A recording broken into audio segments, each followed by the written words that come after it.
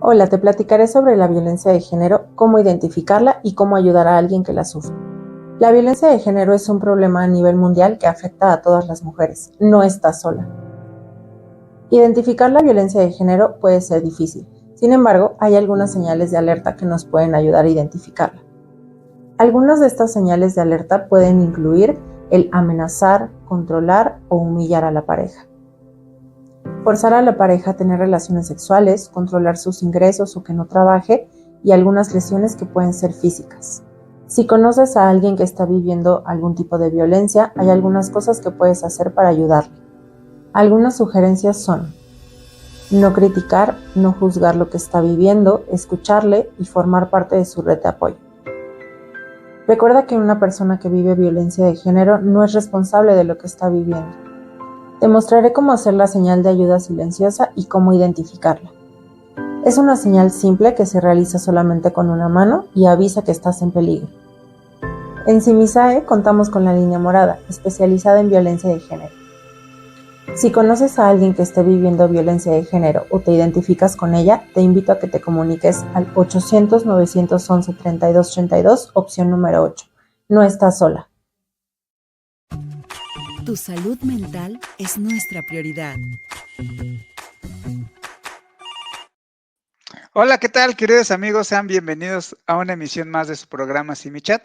Pues seguimos transmitiendo en vivo desde nuestras casitas para la cabina de farmacias de Similanes, quien atrás de los controles está nuestro querido amigo Pedro, a quien le mandamos un afectuoso y un gran saludo, y también junto con nuestra nueva compañera Marlene, que ambos hacen posible la ingeniería de poder llegar a sus pantallas. Por supuesto, también mandamos un afectuoso saludo a todos nuestros amigos de comunicación social y no menos importante, a todo el equipo de Centro CIMI de Salud Emocional, quien en conjunto, pues podemos llegar hasta sus pantallas. Y bueno, me presento, soy el psicólogo Luis García y hoy estoy muy contento nuevamente de presentar a no solamente un gran terapeuta, un gran psicólogo, sino también un gran amigo, psicólogo Gustavo Ramírez. Gus, bienvenido nuevamente a tu programa Simichat. Estoy segura que tu mami, que es fan de nosotros, está muy contenta de verte otra vez por acá.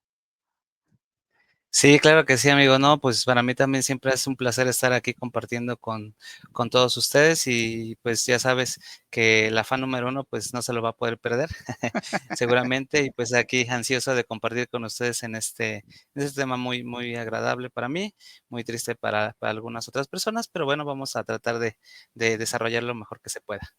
Así que también mandamos un saludo antes que cualquier otro saludo, a tu mami que siempre nos ve, siempre nos comenta, siempre en todos los programas nos manda un mensajito, lo cual lo agradecemos de corazón.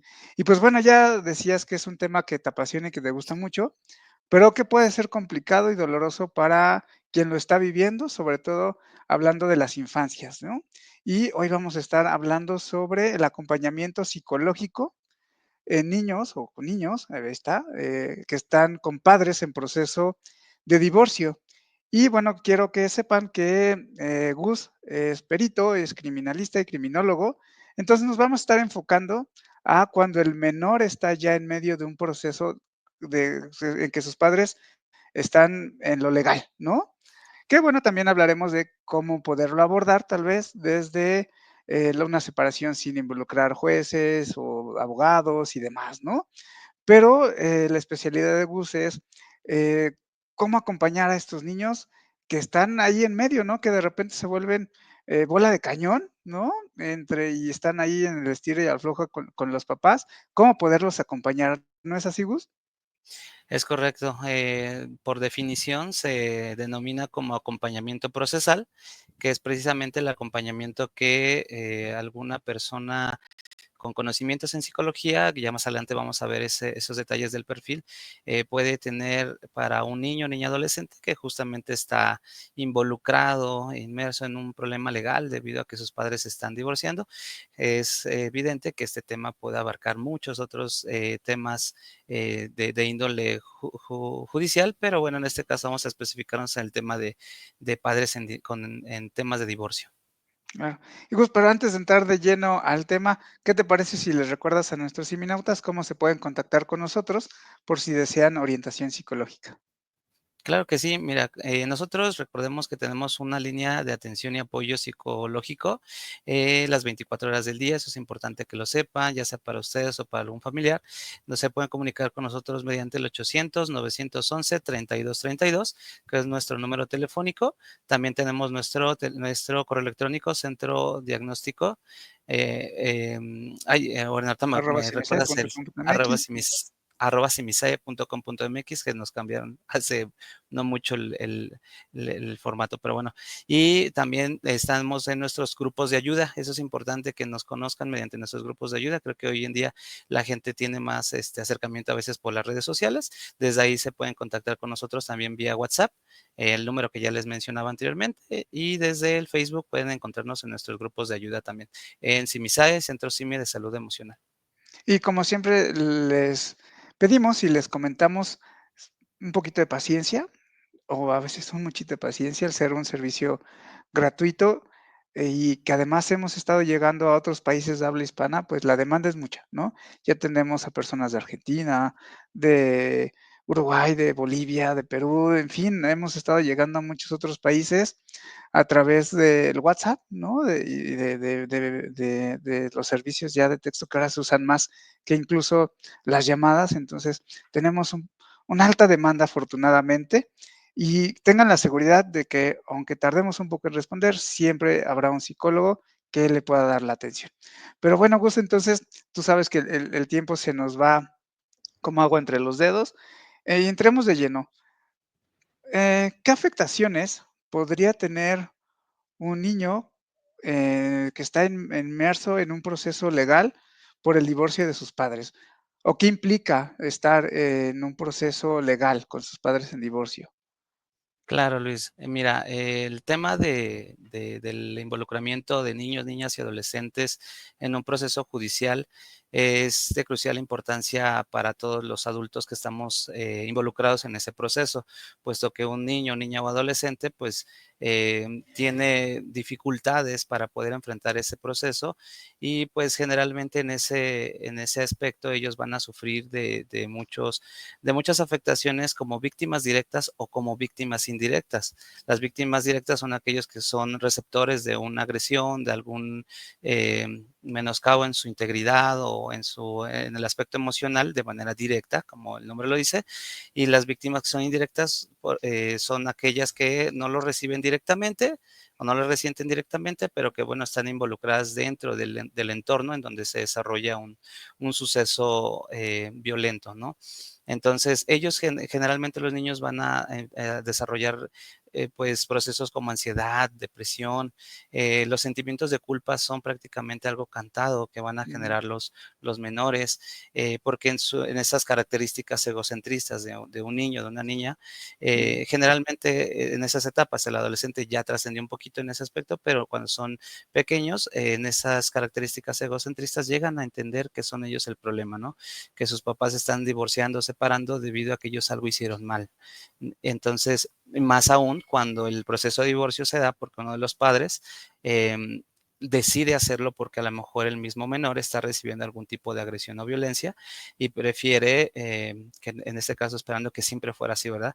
Proteger claro. la integridad emocional del pequeño y física, y entonces decide separarse. Esto si el niño o la niña lo sabe, lo entiende, o peor aún, si el papá que está siendo el agresor utiliza al niño o la niña para decir es que por culpa de tu mamá o de tu papá nos estamos separando, entonces es como comienzan a tener estos conflictos. Mm. ¿Qué implica el que un niño esté en medio de un proceso legal de divorcio de sus papás? Es decir, lo hacen evaluaciones, lo tienen que meter a una cámara de GESEL, lo tienen que entrevistar fuera de sus papás. ¿Qué es lo que lo hace más complicado? De por sí ya un proceso de separación es difícil, ¿no? Pero se podría complicar más si es un proceso legal y además los padres Sí, están en disputa, ¿no?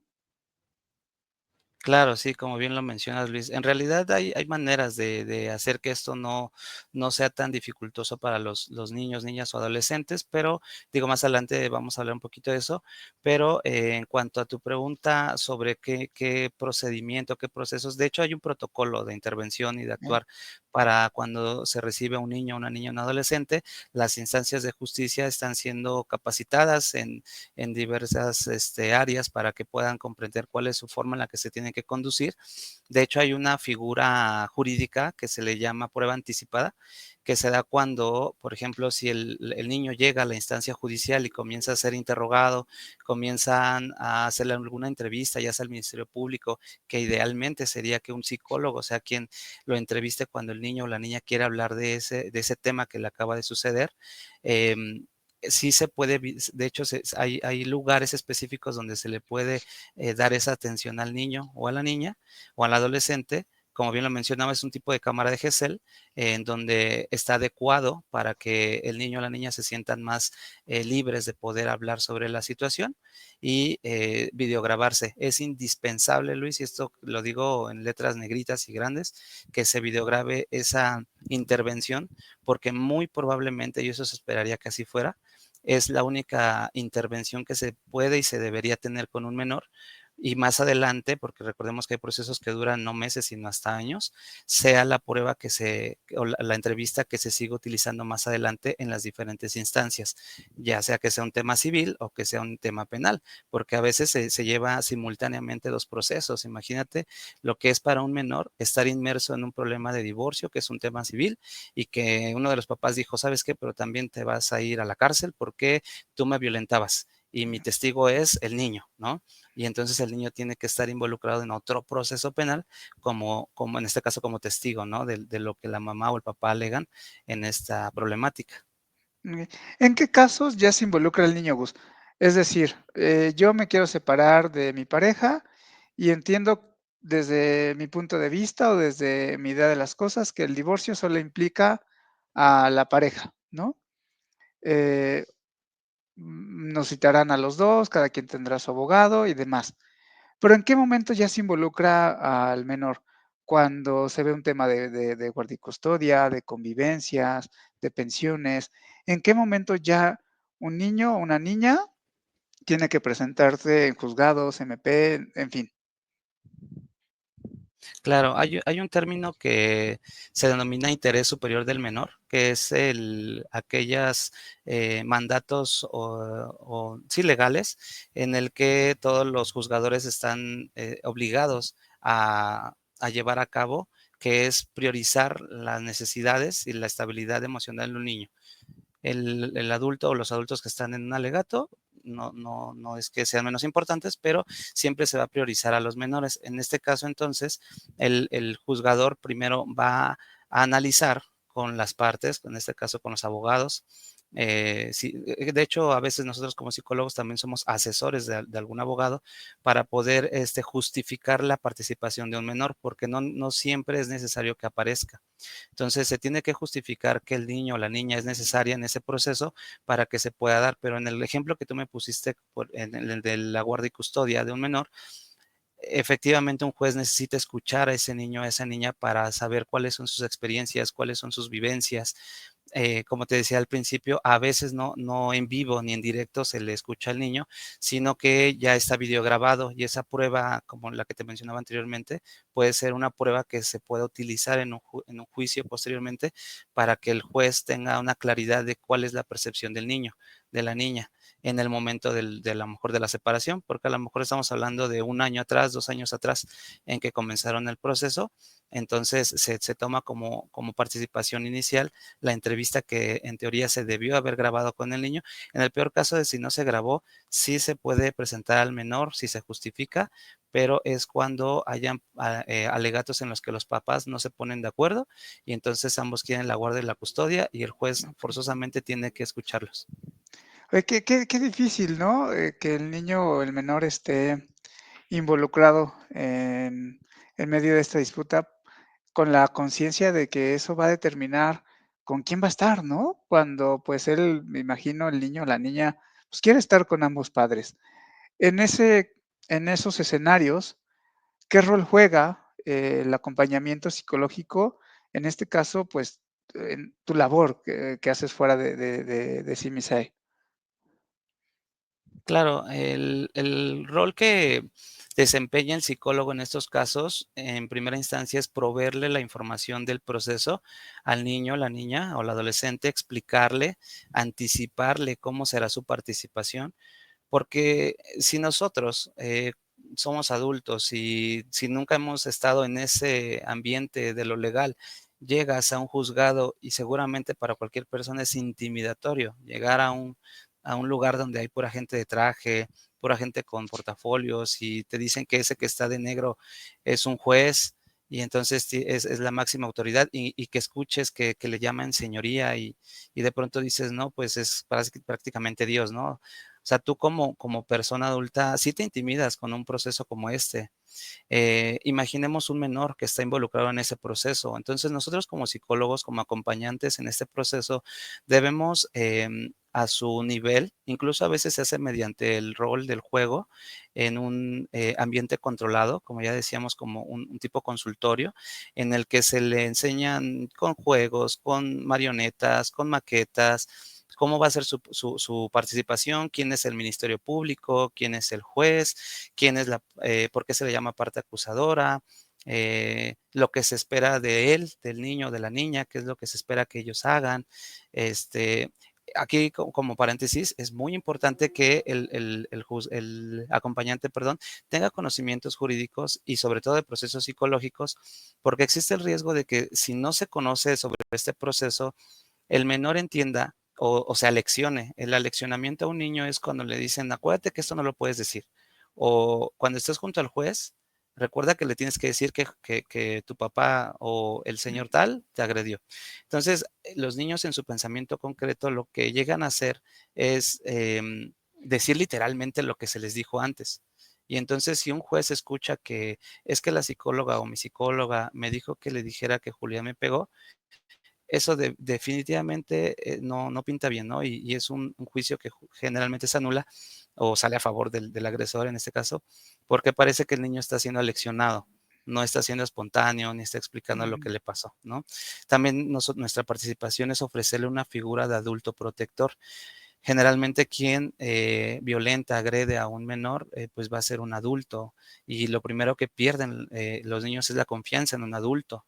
Entonces lo que buscamos nosotros en primera instancia es hacer un vínculo, hacer un lugar de confort, de confianza para el menor, para que nosotros fungamos como ese papel de personas protectoras y que en este caso ayuda previamente a un posterior proceso terapéutico porque se elimina o se disminuye la parte omnipotente del agresor o de la persona que le estaba haciendo daño como una persona, como yo le decía, omnipotente y entonces nosotros como adultos le enseñamos al niño, a la niña, que también son importantes el poner límites, lo que ellos dicen, que les vamos a creer y todo eso. Entonces es todo un cúmulo de elementos que tenemos que cuidar y pues como ya te decía hace un momentito, evitar la revictimización, es decir, que el niño esté involucrado en este proceso una y otra vez, aunque la parte acusadora o más bien que defiende al acusado o a la parte que quiere derribar pruebas anteriores, quiera que el niño se vuelva a someter a participaciones, es cuando nosotros entramos para poder indicarle al juez que no es necesario que se revictimice porque ya hay las evaluaciones previas en el proceso. Ok, vamos a un corte, Gus, y justo me gustaría, regresando al mismo, que nos hables de esas evaluaciones y para qué nos sirven, porque de repente tenemos usuarios que están muy asustados, ¿no? De qué le van a decir, qué le van a poner a hacer, cómo voy a salir como papá, cómo voy a salir parado, y entonces, como dices, empiezan a leccionar o empiezan a decir o a hacer cosas que pueden resultar perjudiciales. Entonces, vamos a nuestro corte, ya están llegando saludos y en un momento regresamos. Hagan sus preguntas para que Gus las responda en vivo. Ya volvemos. Gracias. Tu salud mental es nuestra prioridad. ¿Sabes cómo funciona el Centro CIMI de Salud Emocional y qué servicios brinda? En CIMISAE somos más de 100 psicólogos especialistas que estamos listos para brindarte orientación psicológica las 24 horas, los 365 días del año. Sabemos que para ti los medios electrónicos son importantes y es por eso que contamos con servicios como WhatsApp y Messenger, donde todos nuestros psicólogos están listos para atender a todas las personas que más necesitan de nuestro apoyo psicológico. También puedes contactarnos a través de nuestra línea telefónica en el 800-911-3232. Además, si lo prefieres, puedes escribirnos a nuestro correo electrónico.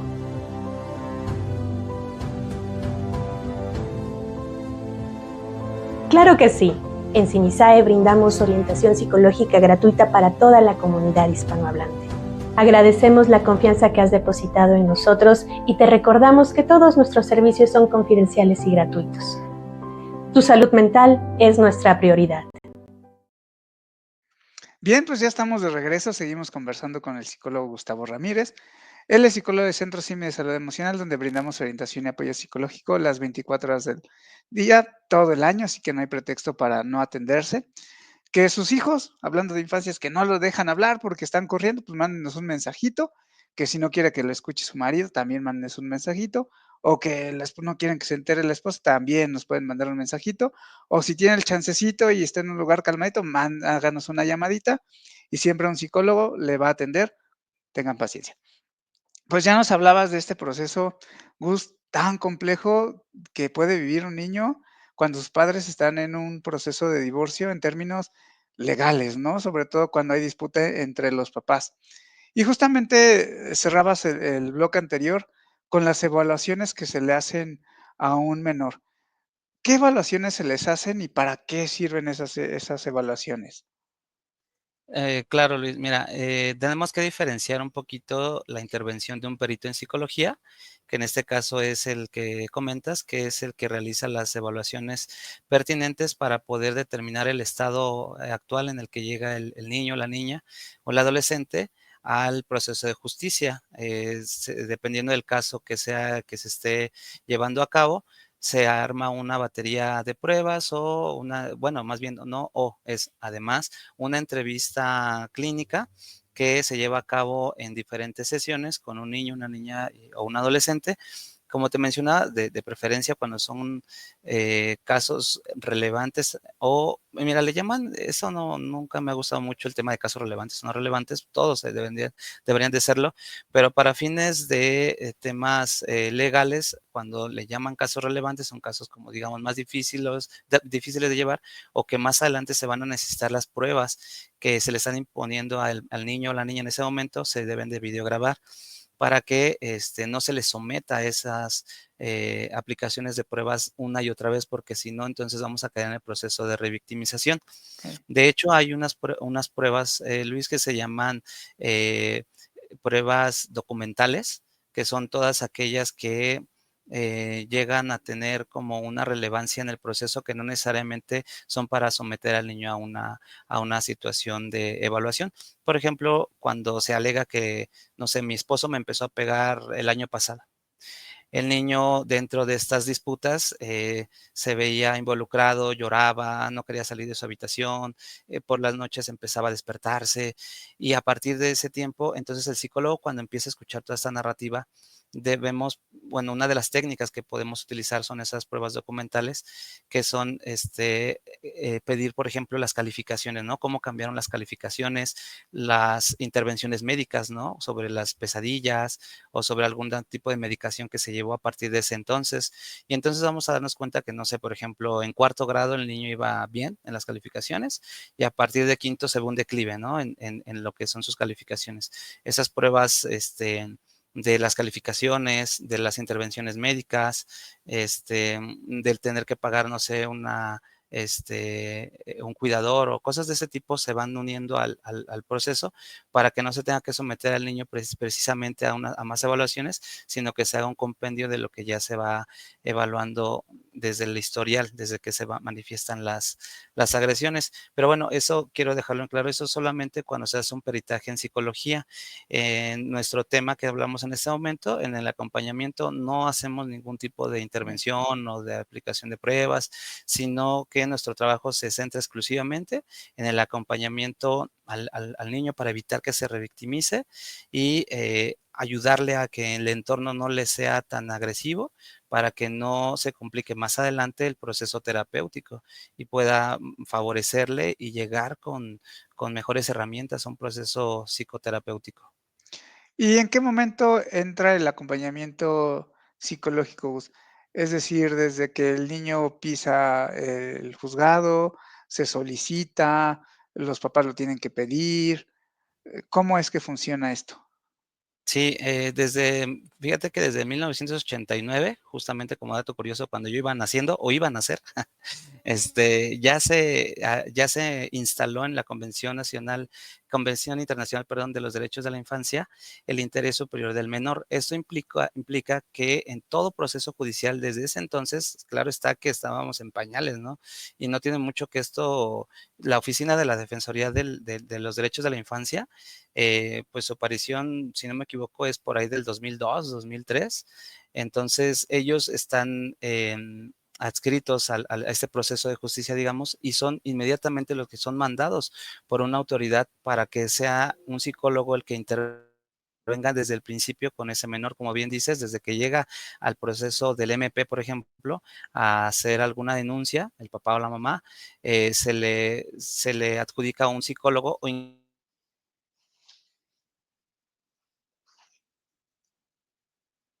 también puede ser esta la opción, pero sí es obligación del juzgador ponerle este acompañamiento porque es parte del proceso. O sea, no nos podemos saltar ese proceso con un niño, una niña o un adolescente, si no estamos incurriendo en una falta al mismo procedimiento y esto puede afectar incluso al mismo caso. Pero sí, desde que pisa, se le tiene que dar esa asistencia al menor durante todo el proceso y Luis, aunque se resuelva el proceso o quede la resolución que haya quedado, tiempo después también el acompañante tiene participación con el niño para estar monitoreando cuáles son sus adquiriendo o el estado emocional en el que se encuentra. Oye, Gus, y es decir, el niño desde que pisa el juzgado, el MP, ¿debe de haber un psicólogo en turno? ¿Y se debe de llamar? Idealmente, Porque sí, ese es en el ideal de los idealmente casos, ¿no? sí, claro, idealmente sí, sin embargo, existe la posibilidad de que en alguno de esos lugares, sobre todo en lugares más apartados, a lo mejor no se encuentre el psicólogo en ese momento, pero es de crucial importancia no hacer la entrevista con el niño o la niña, sino tomar la declaración a lo mejor al adulto en ese momento. Se supone que en este caso, como te decía, todo el aparato de justicia tiene la capacitación para que no se le haga esa entrevista inicial al niño inmediatamente. Tampoco se le dice al niño que no me cuentes nada, ¿verdad? Cuando te quiere él narrar, porque nosotros como acompañantes psicológicos no tenemos la obligación, ni siquiera tenemos que por qué hacer ninguna entrevista, ni preguntar, ni opinar, ni nada del tema. Solamente estamos con el niño para explicarle cómo es ese proceso. Pero si el niño nos habla, nos quiere decir y nos empieza a narrar toda esa situación del problema por el que se encuentra involucrado, no le podemos decir que no nos lo diga, obviamente, pero tampoco hacemos más exploración. Y simplemente dejamos que hable, que lo diga y le invitamos a que se siga sintiendo libre de expresarlo más adelante, que es muy valiente al hacerlo, al hablar de esa situación que le pasó, que le sucedió y que siempre vamos a ver personas para poderle escuchar y apoyar. Pero sí, como tú dices, sí sería ideal que estuviera el psicólogo. Esa es la obligación legal que tenemos como aparato de justicia para poder ayudarle al niño y sobre todo para que más adelante en el proceso no haya ningún entorpecimiento del proceso, se necesita que esté un psicólogo o que su primera participación del niño o la niña sea con un psicólogo en el lugar. Entonces, el acompañante psicológico solamente hace que el proceso no sea tan violento o tan fuerte y que genere de por sí ya más complicaciones emocionales de las que ya trae el menor por la separación de sus padres. Y estamos hablando de que es una cosa distinta a quien hace las evaluaciones o los peritajes, o puede ser el mismo acompañante quien haga esas evaluaciones a los niños.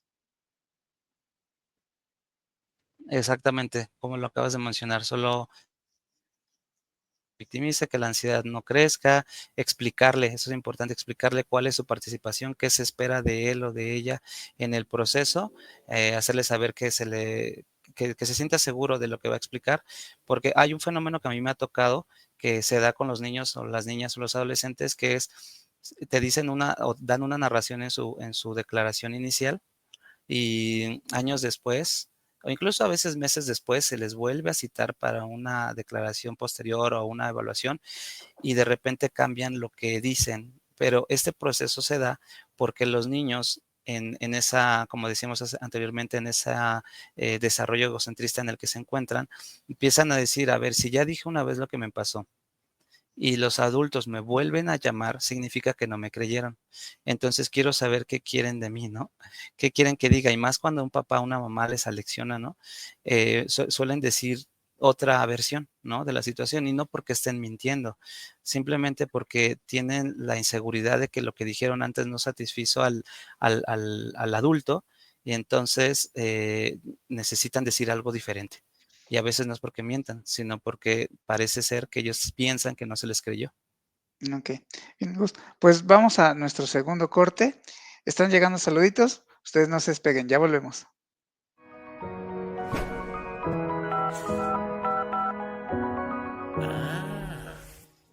Hola, te platicaré sobre la violencia de género, cómo identificarla y cómo ayudar a alguien que la sufre. La violencia de género es un problema a nivel mundial que afecta a todas las mujeres. No estás sola. Identificar la violencia de género puede ser difícil. Sin embargo, hay algunas señales de alerta que nos pueden ayudar a identificarla. Algunas de estas señales de alerta pueden incluir el amenazar, controlar o humillar a la pareja. Forzar a la pareja a tener relaciones sexuales, controlar sus ingresos o que no trabaje y algunas lesiones que pueden ser físicas. Si conoces a alguien que está viviendo algún tipo de violencia, hay algunas cosas que puedes hacer para ayudarle. Algunas sugerencias son: no criticar, no juzgar lo que está viviendo, escucharle y formar parte de su red de apoyo. Recuerda que una persona que vive violencia de género no es responsable de lo que está viviendo. Te mostraré cómo hacer la señal de ayuda silenciosa y cómo identificarla. Es una señal simple que se realiza solamente con una mano y avisa que estás en peligro. En Simisae contamos con la línea morada, especializada en violencia de género. Si conoces a alguien que esté viviendo violencia de género o te identificas con ella, te invito a que te comuniques al 800-911-3232, opción número 8. No estás sola. Tu salud mental es nuestra prioridad. Bien, amigos, pues ya estamos de regreso. Seguimos conversando con el psicólogo Gustavo Ramírez, psicólogo del Centro CIMI de Salud Emocional, quien nos está hablando sobre el acompañamiento psicológico a niños cuyos padres están en un proceso legal de divorcio. Gus, eh, el acompañamiento psicológico solo está en una primera instancia, cuando llega el niño al MP, por ejemplo, a un juzgado, o es antes, durante, después, en el juicio. ¿Cómo es? ¿En qué momentos es el acompañamiento? El acompañamiento procesal es antes, bueno, antes de que inicie un proceso con un juez, porque se tiene que, el acompañante psicológico, Luis, ya tuvo que haber tenido días mínimo o unas semanas antes de que se conozcan para generar un vínculo de confianza, de seguridad para con el niño o la niña o el adolescente, para que posteriormente, durante el proceso del juicio, ya sea civil o penal, se siga acompañando al menor y también al finalizar el proceso, que fíjate, estamos hablando a veces de años, en el que termina este proceso, pueda monitorear también el estado emocional del niño. No es una terapia, como ya lo habíamos dicho anteriormente, podríamos decir que es un puente entre la impartición de justicia y la terapia. O sea, no nos importa cuál sea la determinación del juez, si va a castigar o no, o a quién, bueno, no es que no nos importe, por ejemplo, en el caso del divorcio, a quién se le va a dar la custodia al niño, porque eso también es de crucial importancia para el psicólogo poder entender, pero no es nuestra competencia, ¿no? No es nuestra competencia decir, híjole, es que como emitir un juicio, ¿no? Decir, es que yo ahora que estoy involucrado con el papá o la mamá, a mí me parece que la mamá es muy cariñosa, muy amable, muy tierna con el niño o la niña, y el papá se me hace muy duro, ¿no? Muy estricto, no sé. Sí. Eso sería emitir un juicio y eso no es nuestra competencia, solo es la determinación que toma el juez sea la que sea, nosotros tenemos que apegarnos a eso para seguir acompañando al niño, incluso ser como un portavoz posteriormente para los psicólogos en sus peritajes o para un juez en caso de que se quiera apelar esa decisión. Esto quiere decir que el acompañante psicológico no tiene influencia o injerencia en la decisión del juez ni en el resultado final.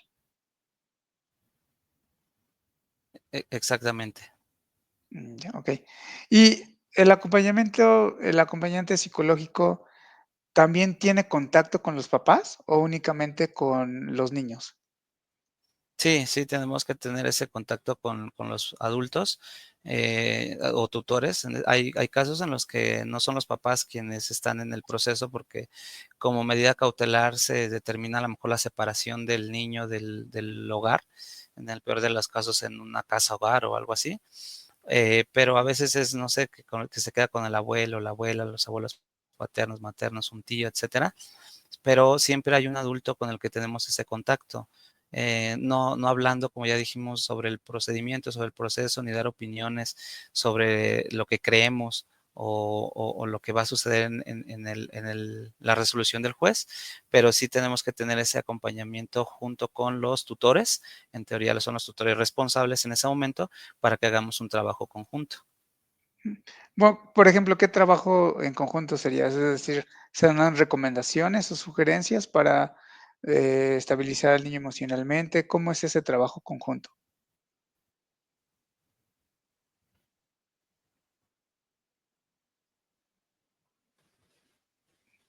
Parece que tenemos un poquito de lag con Gus. Gus, ¿nos escuchas? Sí, a ver, como que se cortó un poquito, ¿me escuchó? Ya ahí te escuchas.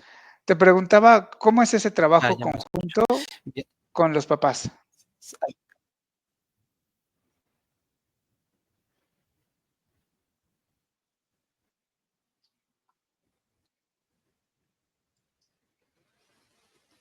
Creo que Sí, ahí el, está el nuevamente. trabajo en conjunto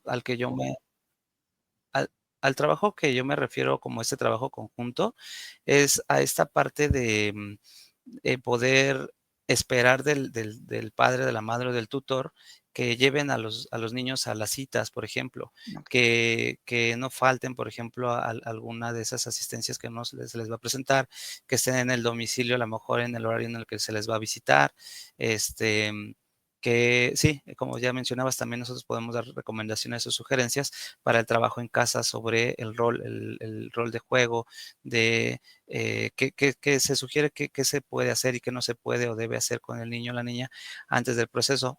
El más común es no se le debe decir qué decir, ¿no? Cuando va a participar en un proceso judicial, porque va a sonar aleccionado y entonces eso puede afectar el mismo proceso. Es más que nada, como decíamos, las recomendaciones y esperar su responsabilidad en cuanto a las asistencias y los apoyos para que el niño o la niña estén en el lugar en el que se les puede brindar esa asistencia. Ok. ¿Y en qué momento termina ya el acompañamiento? ¿En el qué momento ya se suelta al menor? Sí, justamente cuando ya se dio una solución, una resolución, ya sea por la guardia y la custodia o que se quedó en el régimen de visitas, posterior a ello se hace una recomendación para la terapia y ya una vez que quedó los horarios y todo lo que conlleva una terapia, entonces ya nosotros damos un informe final del estado emocional en el que se encuentra el menor y es algo así general, o sea, no hay como tantas especificaciones que da porque se espera que va a iniciar un proceso terapéutico y el trabajo termina en ese momento, justamente cuando ya se resolvió. De hecho, hay una última visita meses después a que el proceso terminó para que se pueda valorar cuáles son las habilidades con las que se encuentra el niño en ese momento. Okey. Oye, Gus, y en tu experiencia, a lo largo de los años que has acompañado a niños y a niñas con padres en proceso de divorcio, ¿qué sugerencias les darías a los papás quienes están justo en medio de un proceso legal por su separación, para no afectar tanto a sus hijos? Claro, yo creo que la máxima sugerencia es precisamente esa, que no se van involucrados en un proceso de juicio. El Tribunal Superior de Justicia tiene tiene una alternativa, digamos, como justicia, le llama de hecho justicia alternativa, que es utilizar el proceso de la mediación, por ejemplo. Siempre es, como padres, pues se entiende que deberían priorizar la estabilidad emocional de los niños, de las niñas, que incluso cuántos padres incluso hacen lo contrario, que se quedan juntos a pesar de las violencias por que los niños se cree o se entiende que van a estar mejor, ¿no? Nos vamos a pelear en casa, pero juntos, ¿no? Entonces, partiendo de esa premisa equivocada en la que se encuentran a veces algunos padres, está la otra parte en la que nos divorciamos, pero me quedo con el niño, te lo quito, ¿no? Como un método de venganza con la niña, porque no quiero que te lo quedes solo porque se me da la gana, ¿no? Entonces, mi primera sugerencia es esa, que no se vean involucrados en un juicio. Si a lo mejor no se entienden bien porque quedaron mal, ¿no? En estas dificultades en la relación, mediación es una opción. Se acercan a mediación ahí en el Tribunal de Justicia. Ellos son hay psicólogos también, hay psiquiatras, psicólogos infantiles y su principal apoyo es un abogado que les ayuda a mediar, como su nombre lo dice, a decir, a ver, aquí están las dos partes, se citan a las dos partes en un solo momento, en un solo consultorio, en una sola oficina y se les dice, a ver, ¿qué pides tú? ¿Qué pides tú? ¿Por qué no hacemos esto? Legalmente se puede hacer esto, se les hace unas sugerencias, ¿están de acuerdo? Sí, me firmas aquí, tú me firmas aquí y listo. Evitan un juicio, evitan un proceso largo, evitan que el niño se tenga que ver involucrado en todo este proceso, como te mencionaba, con un juez de control, apariciones con peritajes en medicina. Mi sugerencia es esa, de verdad, Luis, que los papás se pongan de acuerdo, traten de hacerlo, que uno sea más flexible, a lo mejor que el otro se vale, para que se evite que los niños, las niñas o los adolescentes entren en este proceso, porque hay procesos irreversibles, hay procesos que los niños son difíciles que se repongan, es difícil que se repongan de un estrés a veces de cómo es el afrontamiento, el enfrentamiento de procesos legales. Claro. Y suponiendo, Gus, que ya están en este proceso legal porque no se pusieron de acuerdo, no pudieron conciliar, ¿qué otra sugerencia darías a estos padres para que no se viera ya de por sí más afectado su hijo? Ya estando dentro del proceso legal, a lo mejor se me ocurre, no hables mal del papá, ¿no? No hables mal de la Sí. mamá, no alecciones, lo que decías. ¿Con qué te has encontrado a lo mejor que con acciones que hacen los papás con los niños y que por el contrario resultan perjudiciales para ellos? A lo mejor creyendo que les van a beneficiar, pero no es así. Claro, ese es el más común, me parece que es el tema de que le hablen mal al niño, a la niña o al adolescente de alguno de los padres, y entonces esto comienza a cambiar desde la narrativa del niño, recordando que desde cómo lo narra el niño a veces comienzan a crear una percepción de su propio entorno y de sí mismos, ¿no? Entonces, justamente esa es, creo, la principal recomendación, que no utilicen a los niños para poder hablar mal del otro padre, para tener un fin, y a veces su fin, como decíamos, no es yo me quedo con mi niño porque sé que soy el padre más idóneo, sino quiero afectar a mi expareja para que se sienta mal o no se quede con el niño o la niña, pero no está identificando que le está haciendo un daño no solamente a corto, sino a largo plazo al niño o a la niña. Y entonces creo que eso es lo principal, que eviten hablar mal de los padres con el niño, con la niña. Incluso ese tema que decíamos de aleccionar también es muy importante que lo evitemos porque sí se identifica en un proceso legal. Un juez de control se llama así a ese juez que llega, digamos, nuevo a un proceso, que no conoce nada del proceso, que no tiene información previa del proceso, se sienta en el estrado, ve hacia adelante y ve a un niño nuevo que no ha conocido, ve a partes que no ha visto y empieza a escuchar todas esas narrativas, ¿no? Todo eso que está pasando y entonces es la única oportunidad que tiene el juez de saber sobre la situación. Y si vemos a un niño que dice, mi papá me pega, me hace esto, mi mamá me jaló los pelos ayer, ayer a qué horas, como a las 2, ¿no? Entonces comienza el juez a dudar de la narrativa.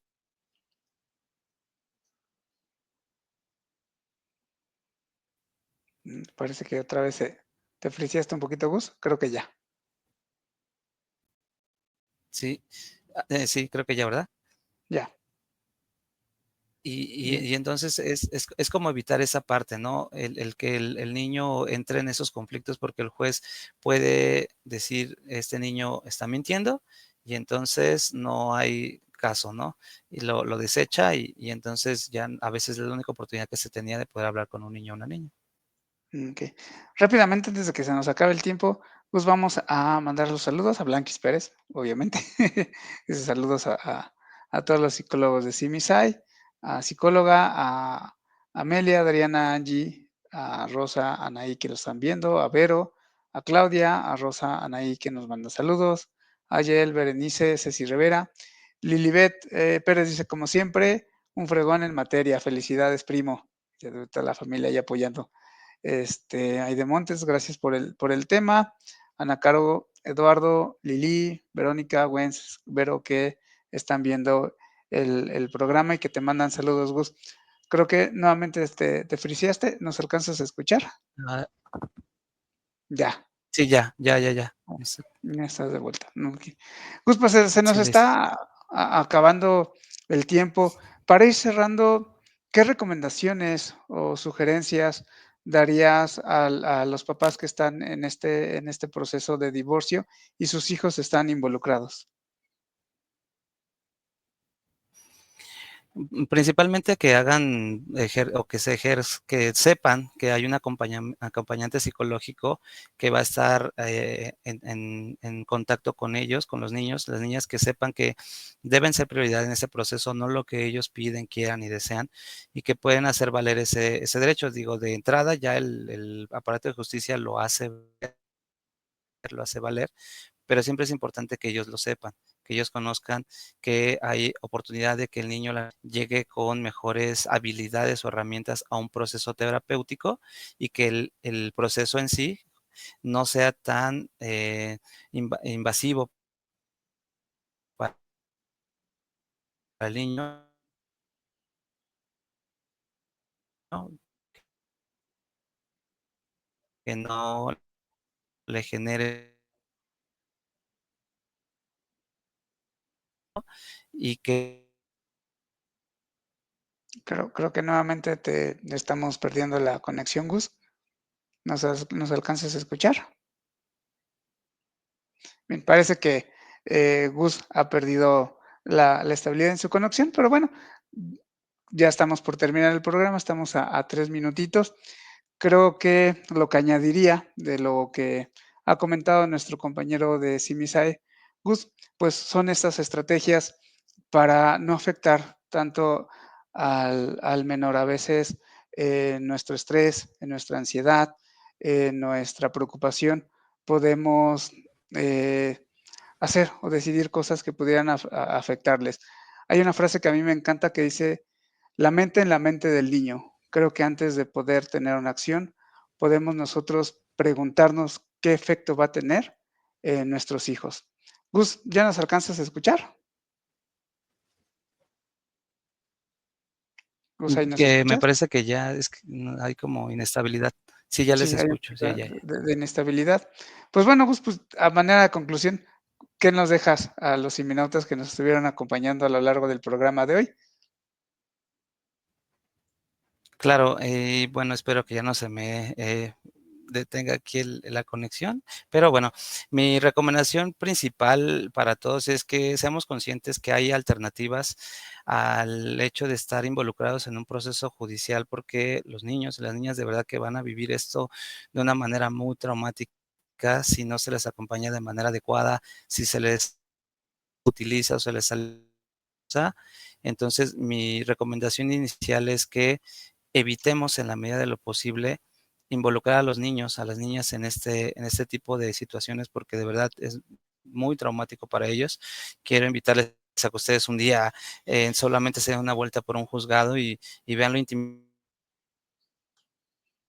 para una Mm, niña. Entonces, que evitemos exponerlos a eso y si, bueno, es inevitable porque hay una situación de violencia en la que ellos son los denunciantes pues que siempre se acompañen con un psicólogo, ya sea de manera particular o que acepten el apoyo de la Oficina de la Defensoría de los Derechos de la Infancia, que siempre están ahí para poder apoyar. De verdad que son excelentes psicólogos, son muy buenos, están muy bien preparados y pues siempre van a hacer lo mejor que se pueda por un niño, una niña, adolescentes. Y claro, pues ahí están servicios como el de nosotros en Simisae, por cualquier duda, algunas sugerencias que necesiten, alguna asistencia que requieran en ese momento, no duden en contactarnos.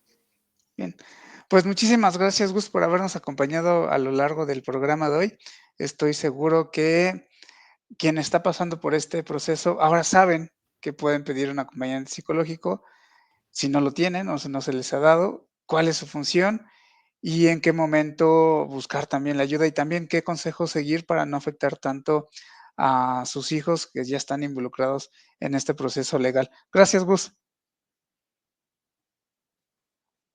Bueno, parece que nuevamente se frició, pero bueno, en lo que se vuelva a conectar, yo les agradezco a ustedes por habernos acompañado a lo largo del programa de hoy. Como siempre lo digo y siempre lo diré, si hay algo que nos regresa es el Gracias tiempo. a ti, Luis, y pues estamos Resta. para servirles. No, pues muchas gracias, Gus. Pues si hay algo que no regresa es el tiempo, les agradezco el favor de acompañarnos a lo largo del programa de hoy. Recuerden que todos los martes y todos los jueves tenemos SimiChat con programas y temas de interés para usted, para poder llegar hasta sus casas con temas diversos.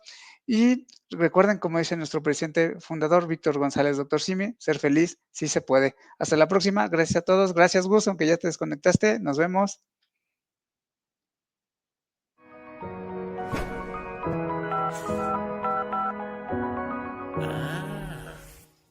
Hola, te platicaré sobre la violencia de género, cómo identificarla y cómo ayudar a alguien que la sufre.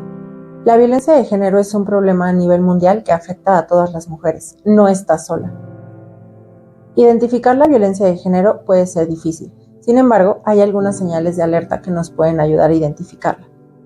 Algunas de estas señales de alerta pueden incluir el amenazar, controlar o humillar a la pareja. Forzar a la pareja a tener relaciones sexuales, controlar sus ingresos o que no trabaje y algunas lesiones que pueden ser físicas. Si conoces a alguien que está viviendo algún tipo de violencia, hay algunas cosas que puedes hacer para ayudarle. Algunas sugerencias son: no criticar, no juzgar lo que está viviendo, escucharle y formar parte de su red de apoyo. Recuerda que una persona que vive violencia de género no es responsable de lo que está viviendo. Te mostraré cómo hacer la señal de ayuda silenciosa y cómo identificarla. Es una señal simple que se realiza solamente con una mano y avisa que estás en peligro. En Simisae contamos con la línea morada, especializada en violencia de género. Si conoces a alguien que esté viviendo violencia de género o te identificas con ella, te invito a que te comuniques al 800-911-3232, opción número 8. No estás sola. Tu salud mental es nuestra prioridad.